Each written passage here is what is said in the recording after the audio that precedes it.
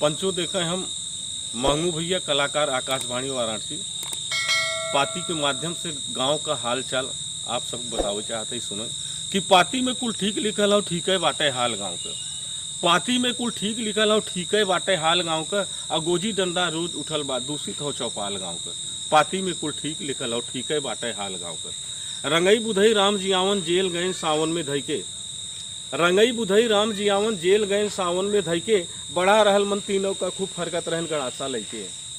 रंगई बुधई राम जियावन जेल गए सावन में धइके। बढ़ा रहल मन तीनों का खूब फरकत रहन गड़ासा लइके। बात बात में गोली चली गई। बात बात में गोली चली गई मार गए लेखपाल गांव का। पाती में कुल ठीक लिखल हो ठीक है बाटे हाल गांव का। बरखा में एक शीशा लेदर हो गया जिंदगी का बड़ भैया।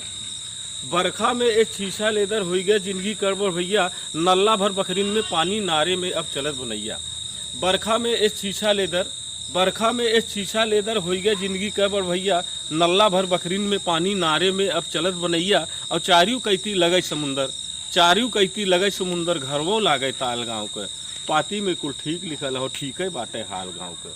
कल्लू वो अब की जोर शोर से लड़ी रहीन प्रधानी। कल्लू वो अब की जोर शोर से लड़ी रहीन प्रधानी। जीत गईन 13 ओटिन से बाटिन काटे चानी।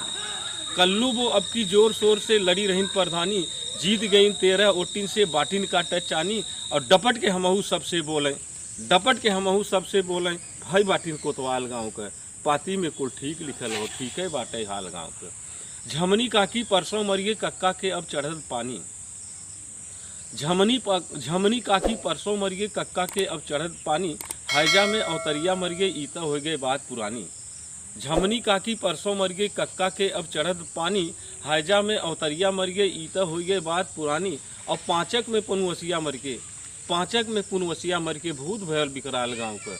पाती में कुल ठीक लिखल हो ठीक है बाटे हाल गाँव का। और भूते का हाल बताई तोहरों मलकिन खेलथिन। भूते का हाल बताई तोहरों मलकिन खेलथिन। बरम पहनवाल सैयद का साया बाटे बोलथिन। भूते का हाल बताई तोहरों मलकिन खेलथिन। बरम पहलवान सैयद का साया बाटे बोलथिन। और रोजे ओझा लवंग लड़ावे हाल भयल बेहाल गाँव का।